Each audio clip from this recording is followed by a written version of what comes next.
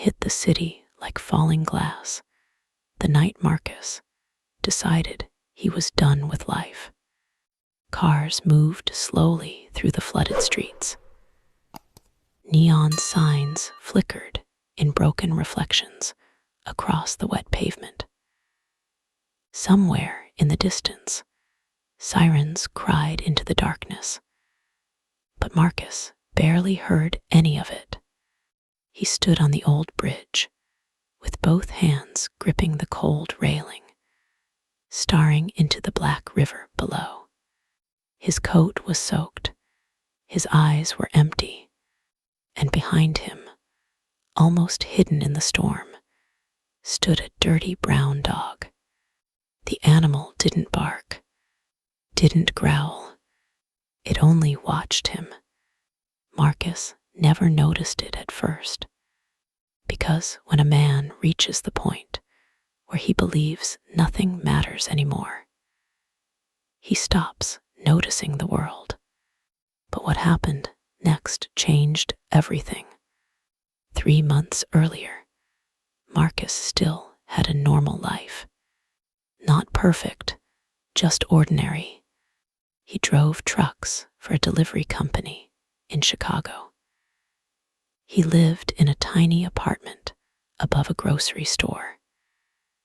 He drank coffee every morning from the same paper cup and waved at the same old woman who sold flowers on the corner. And every evening, he came home to laughter. His wife, Alina, loved dancing while cooking dinner. Their little daughter, Sophie, used to run into his arms the second he opened the door. Those were the moments that made the long hours worth it. Marcus thought life would always stay that way, but life rarely warns people before it breaks them.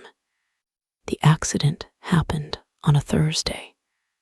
Rainy roads, a distracted driver, one red light missed by only seconds. Marcus survived. Alina and Sophie didn't. At first, people surrounded him. Friends visited. Coworkers called. Neighbors brought food he never touched.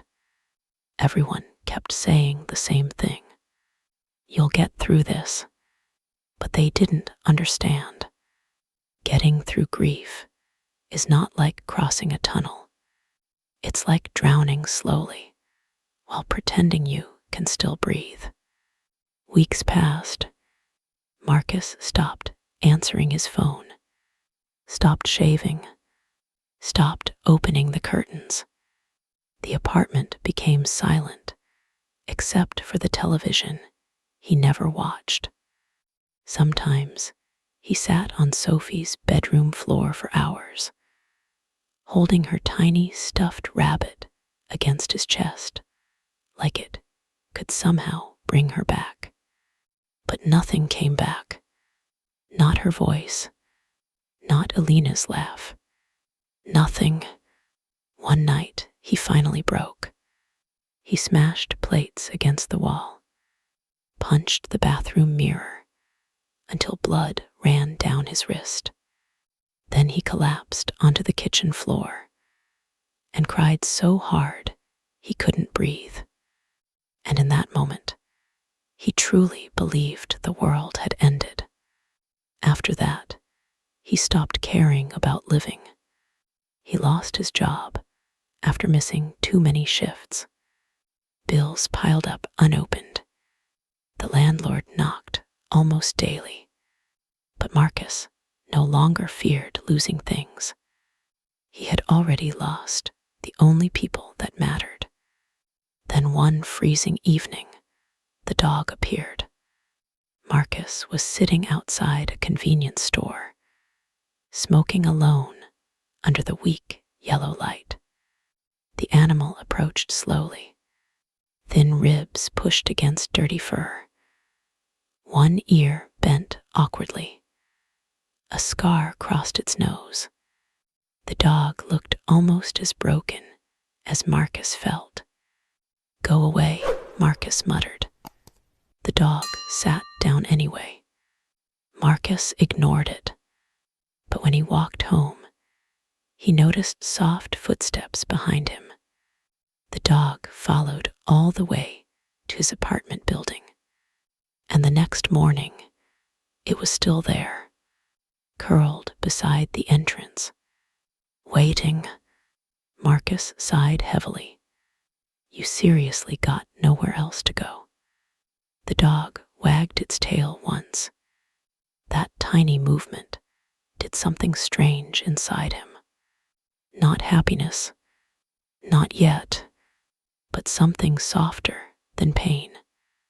Marcus bought the cheapest can of food he could find and left it outside. The dog devoured it in seconds. After that, the animal kept returning. Every day, like clockwork. Marcus never gave it a name. Maybe because nomming something meant caring about it, and caring meant risking pain again. But slowly, routines returned. Marcus started taking short walks because the dog needed exercise. He started waking up earlier because the dog scratched at his door every morning. Sometimes, late at night, the dog rested its head silently on Marcus's knee while he stared into nothingness. And somehow, the silence didn't feel as heavy anymore. But grief is cruel. It waits quietly before attacking again. On the anniversary of the accident, Marcus collapsed completely. That morning, he found Sophie's old drawing tucked inside a kitchen drawer. It showed 3 stick figures holding hands beneath a bright yellow sun. At the bottom, written in shaky child handwriting, were the words, "Best family ever." Marcus couldn't survive seeing it. The pain came back all at once, stronger, sharper, like the accident had happened yesterday. By midnight, he made his decision. He walked through the storm toward the bridge without telling anyone, without leaving a note. The dog followed him the entire way. Marcus didn't notice until he reached the railing. The river roared below. Cold wind cut through his coat. He climbed halfway onto the ledge. And then, a bark, loud, desperate. Marcus turned angrily. "Go home." The dog barked again.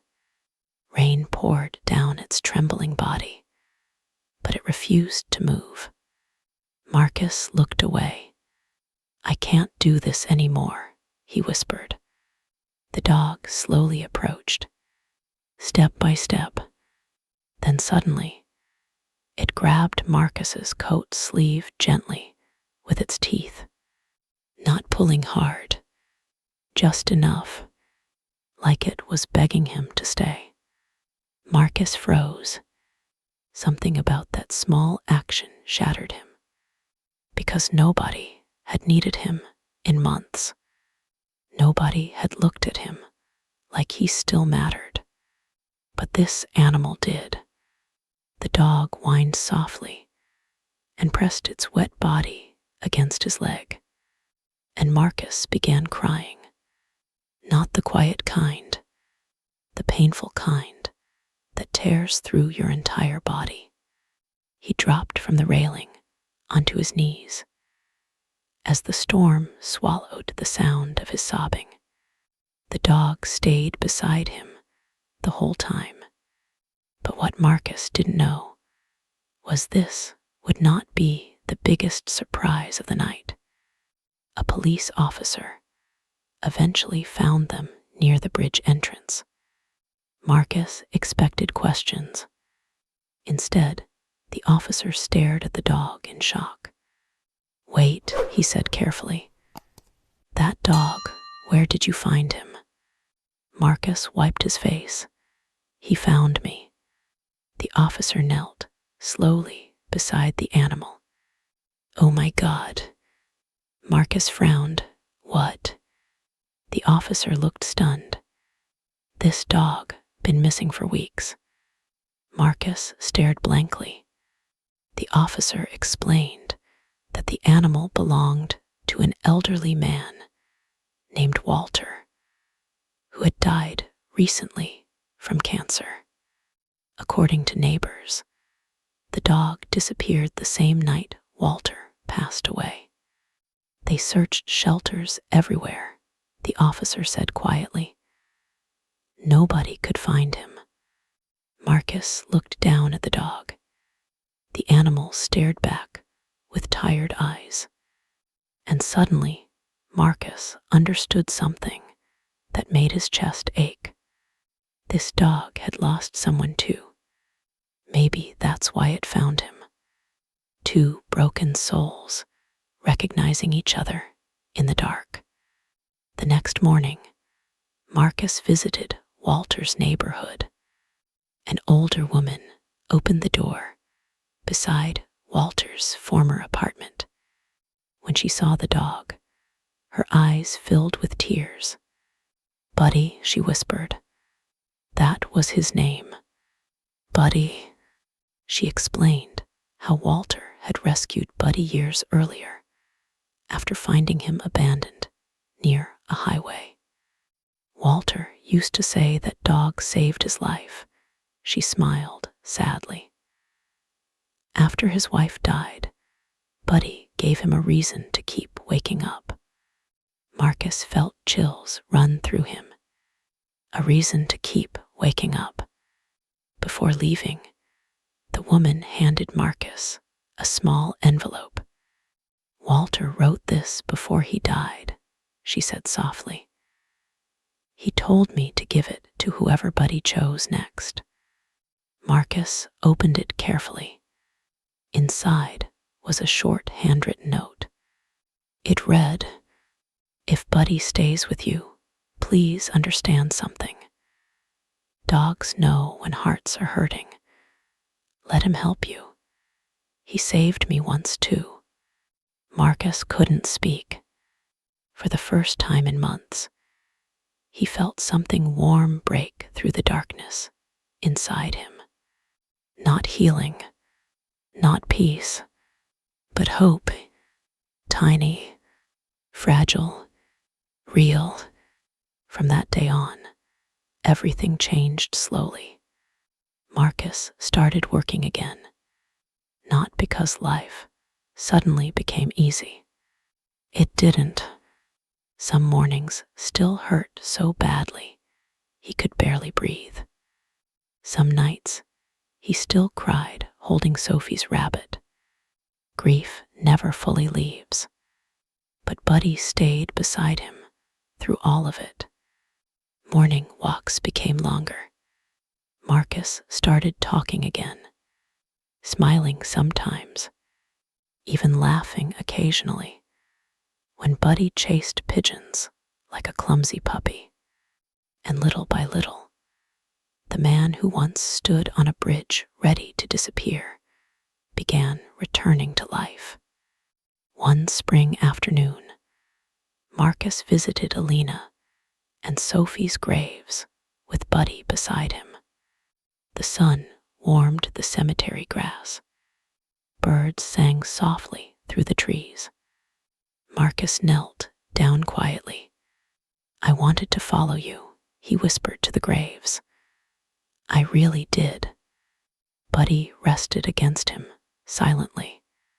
Marcus smiled through tears. "But I think maybe I'm supposed to stay." The wind moved gently through the flowers. And for the first time since the accident, Marcus didn't feel completely alone.